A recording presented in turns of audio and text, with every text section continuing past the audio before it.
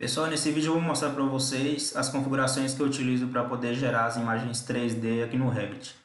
Tá? Como exemplo, eu estou utilizando esse último projeto que eu fiz aqui, que é um projeto de uma casa térrea, e ela tem aproximadamente 200 metros quadrados. Só fiz com o intuito de postar essas imagens, tá? Já faz um tempo que eu postei elas lá no perfil do Instagram, mas eu vou criar uma câmera aqui e vou configurar ela do zero para mostrar para vocês como que eu faço. Primeiro a gente vai vir aqui na fachada, na parte frontal, e a gente vai inserir uma câmera mais ou menos aqui. Eu vou tentar recriar a imagem que eu postei para vocês no Stories. Então primeiro a gente vai vir aqui, ó, na aba Vista, Vista 3D, Câmera. Espera ele carregar. Perceba que apareceu uma câmera bem pequena aqui na ponta do cursor, tá? E o programa está pedindo para eu inserir num ponto. Vou colocar ela mais ou menos aqui, ó. Aqui assim, clico com o botão esquerdo e vou arrastar até atrás do muro. Se eu colocar ela mais ou menos aqui, esse é o ponto final da vista da minha câmera, tá? Se eu clicar aqui, eu só vou visualizar até aqui. Mas como eu quero ver o lote inteiro, eu vou colocar ele aqui atrás. Clico, ele vai carregar e vai aparecer a imagem aqui para mim da câmera. Essa é a imagem. A gente precisa aumentar o tamanho dessa visualização aqui, né? O tamanho desse quadro. Perceba que ele está selecionado, ó, quando tem essa bolinha azul aqui em cada linha. Se eu dou um ESC, ela sai. Porém, eu vou clicar de novo para ela aparecer. E vou clicar aqui, ó, em tamanho do recorte. Cliquei. Aqui a gente vai ter que colocar uma medida que seja compatível com o que a gente queira. Tá? O meu intuito é criar uma imagem no qual ela caiba em toda a tela do meu computador, tá? Então eu fiz uma continha aqui e primeiro eu medi a largura da tela do computador, que é mais ou menos 34,30, falando em centímetros, tá? Por 19,30 de altura. Então se eu fizer uma continha aqui com regra de 3, eu vou poder saber qual medida colocar aqui.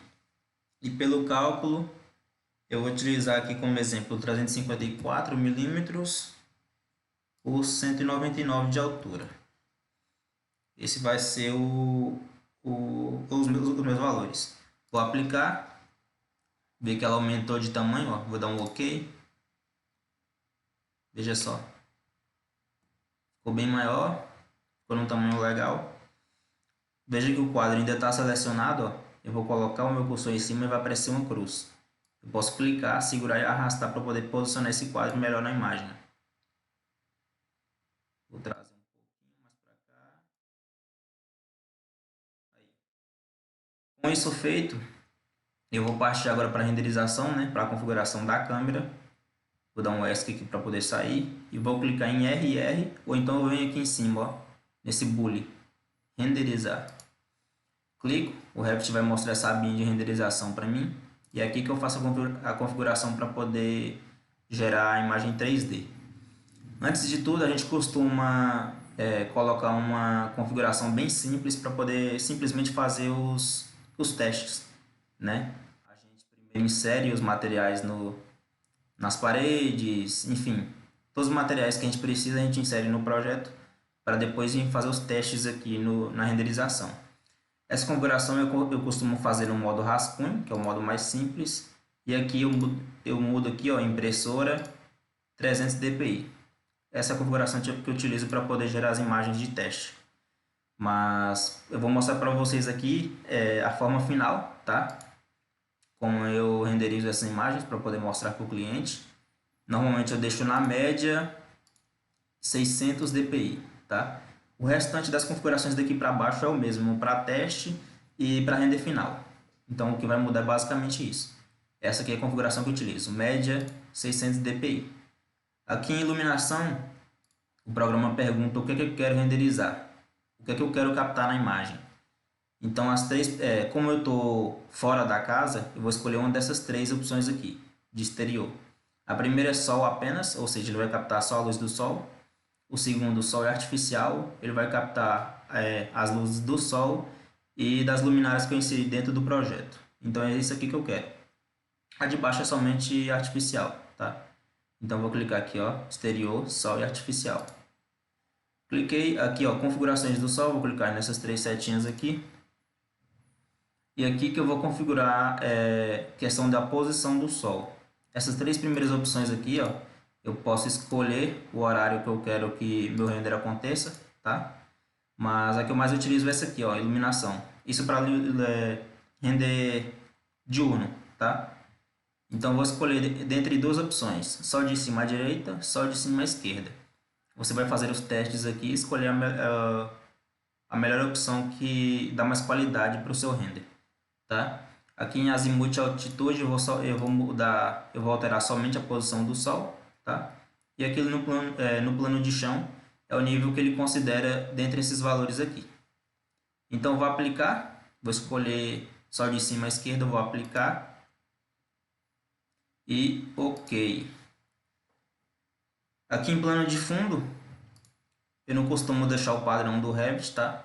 Eu coloco sempre imagem, clico e ele vai abrir essa aba aqui para eu poder configurar, para eu poder procurar minha imagem e inserir como plano de fundo. Vou clicar em imagem,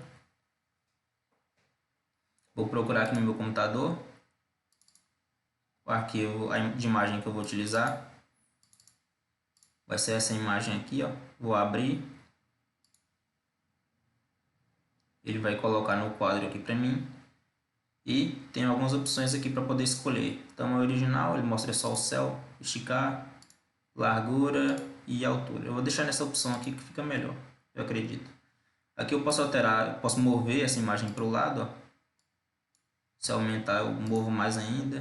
Se eu colocar negativo eu movo para o outro lado.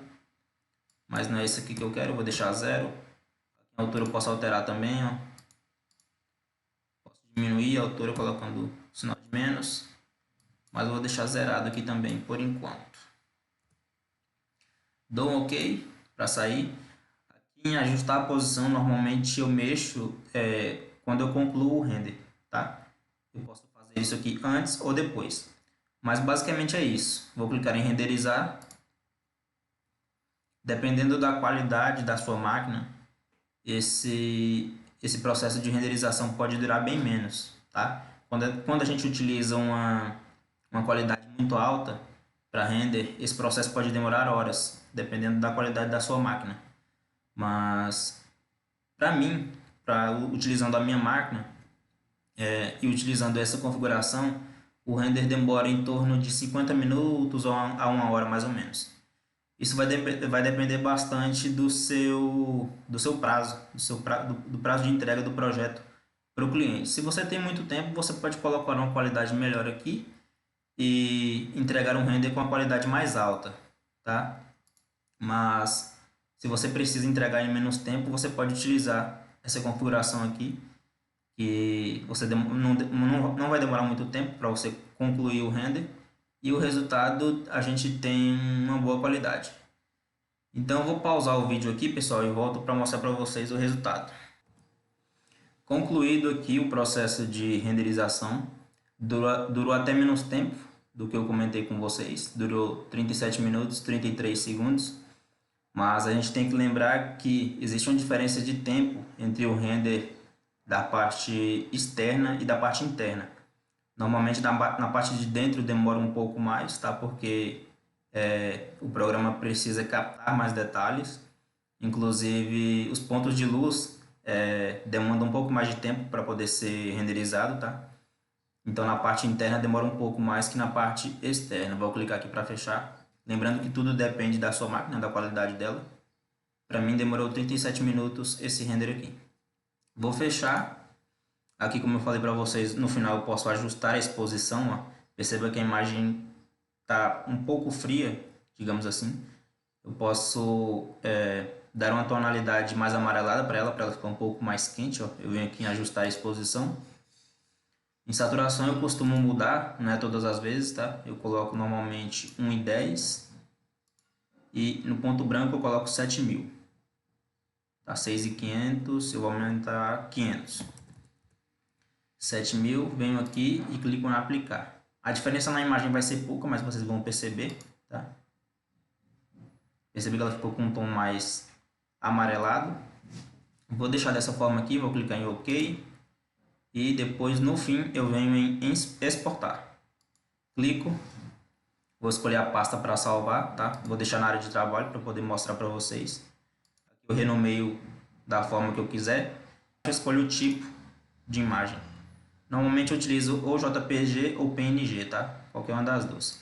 Vou deixar em JPG mesmo, vou deixar... Vou escrever aqui. Imagem exemplo e vou salvar. Agora eu vou sair daqui do Revit, vou pedir para ele exibir o modelo novamente. Fecho. Salvo. E agora eu vou sair do programa para poder mostrar a imagem para vocês em tela cheia. Só esperar ele concluir o salvamento aqui.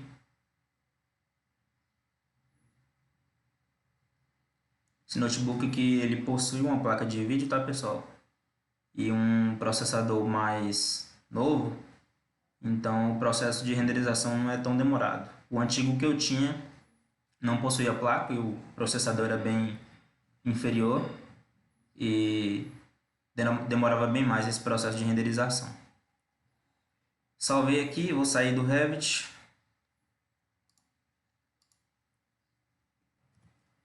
Vou minimizar a tela para mostrar para vocês como que ficou. Tá aqui a imagem. Vou abrir.